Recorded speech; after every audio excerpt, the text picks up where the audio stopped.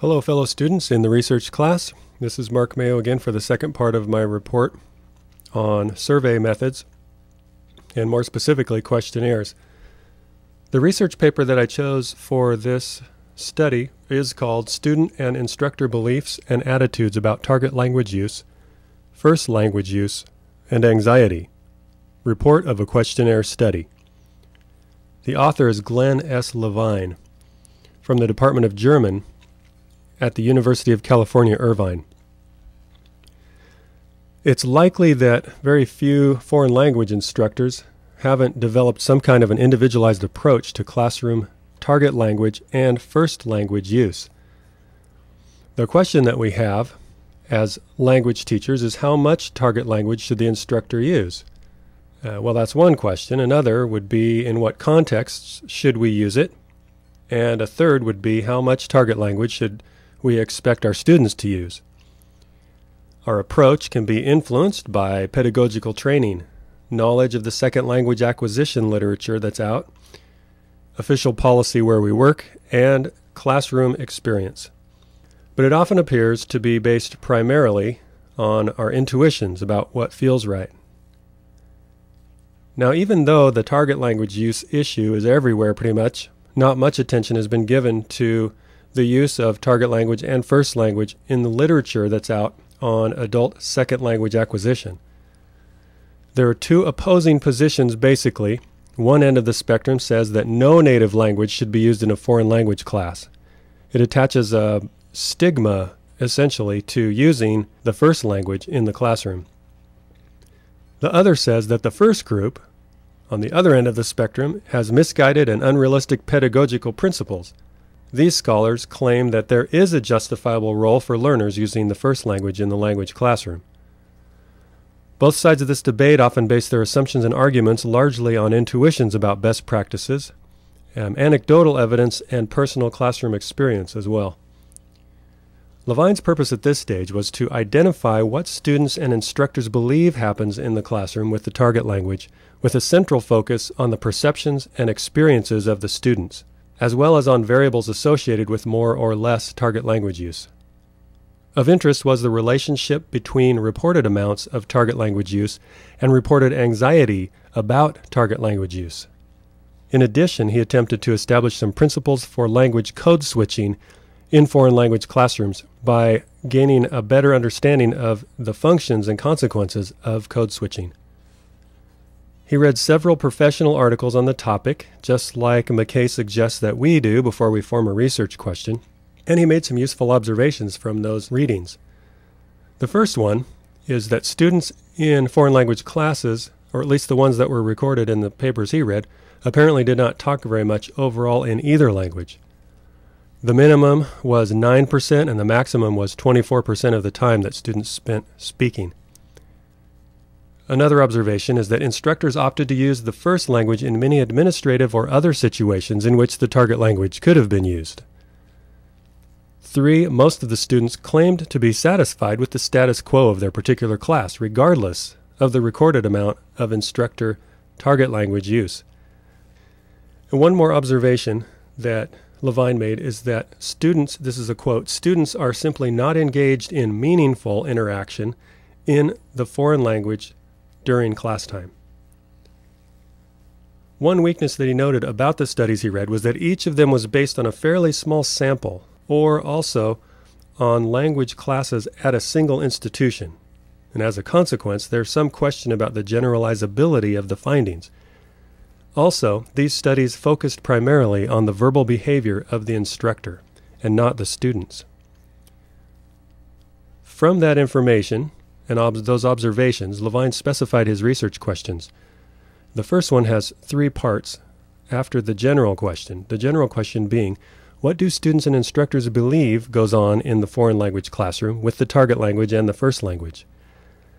Now, more specifically, 1A of this research general question is, how does reported target language use differ for different speakers? 1B would be, how does reported target language use differ in different communicative contexts? And 1C, how do instructors and students perceive target language use anxiety, particularly in different communicative contexts? Those contexts would include teacher speaking to students, students speaking to teacher, and students to students.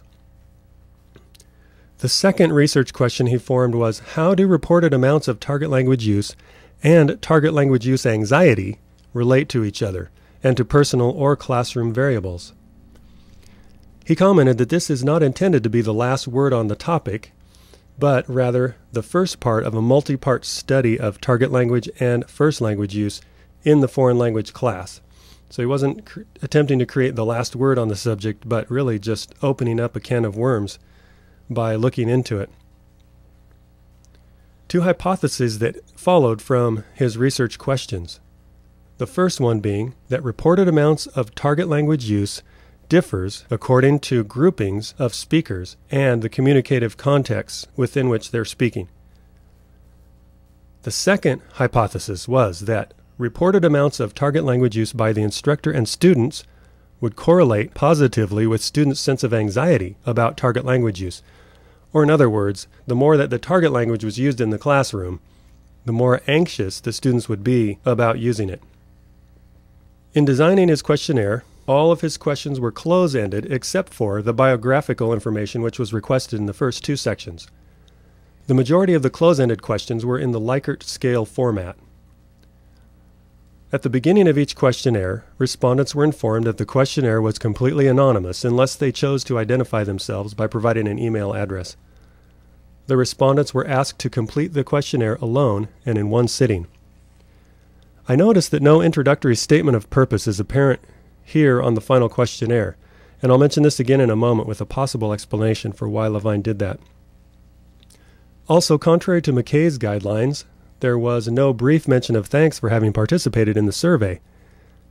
I wonder if this left any of the respondents feeling just a little bit empty after having spent so much time answering the questions. On to the pilot version. And I noticed that Levine really did follow the format set forth by McKay for the whole process of creating a survey, in this case a questionnaire. The pilot version, well actually there were two pilot versions, one for students and the other for instructors. And the first version of the questionnaire was converted to web format and piloted with a small group of students and instructors in order to refine it. Based on the student and instructor comments, changes were made in the wording of several items, and several items were deleted altogether. The first student questionnaire contained 7 sections for a total of 63 items. And the final instructor questionnaire had 6 sections for a total of 58 items. Levine chose to post his questionnaire on the internet, linkable through a gateway site. An appeal for participation was made through email and listserv announcements to foreign language instructors and language program directors throughout the United States and Canada, roughly 240 direct email appeals to four-year colleges and universities, plus several listserv or email list announcements. The appeal that he made asked foreign language instructors to complete the anonymous web-based questionnaire and to ask their students to do the same. It seems to be implied that the internet invitation which was sent to prospective respondents provided the necessary information about the purpose of the study and may explain why he didn't include one on the questionnaire. In my opinion, though, it still would have been appropriate to include it on the final version of the survey. Regarding reliability, before he distributed the final questionnaire, he used something called Cronbach's alpha to determine questionnaire reliability. Cronbach's alpha is a statistical instrument or a mathematical coefficient of consistency. What it does is it measures how well a set of items measures a single, not yet developed idea.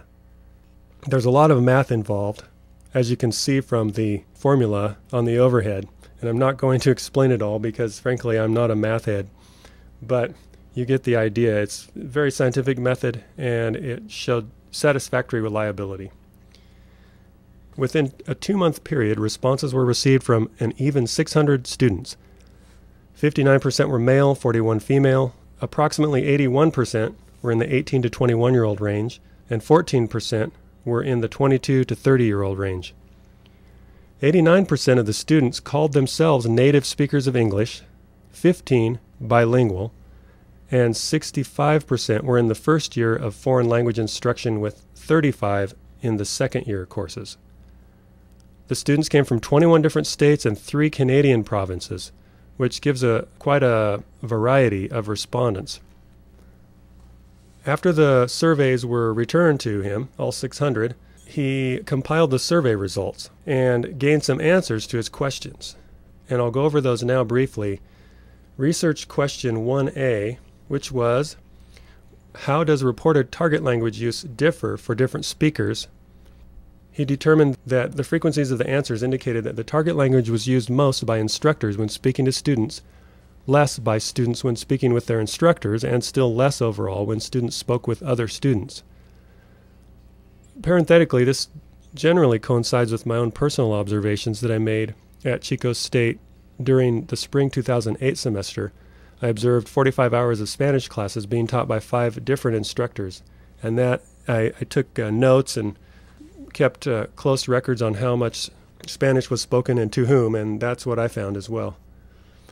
Additionally, for communication among the students, Levine's questionnaire results also indicated that the unmarked code, we're talking about language code here for off-record communication, appeared to be the native language for a strong majority of students, so they wouldn't talk in the foreign language in class when they were off the record, so to speak.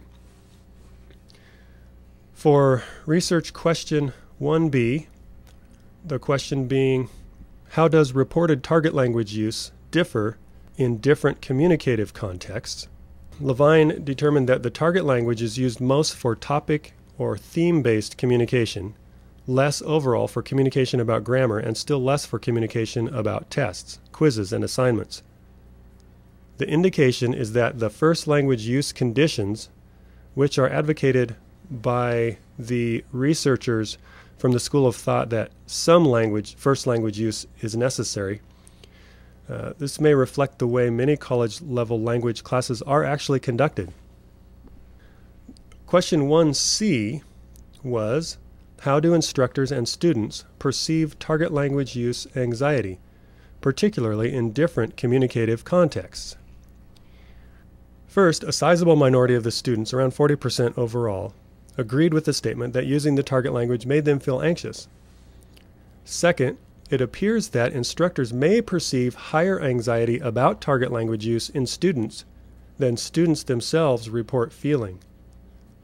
And third, the result suggests that while students may feel anxious about target language use, many appear to appreciate its importance in the second language acquisition process. Now, research question 2 brought the most interesting results.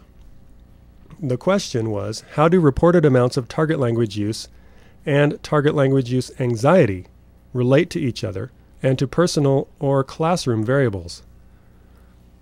The result of the analysis is that his second hypothesis, that the reported amount of target language use would correlate positively with target language use anxiety, was not supported.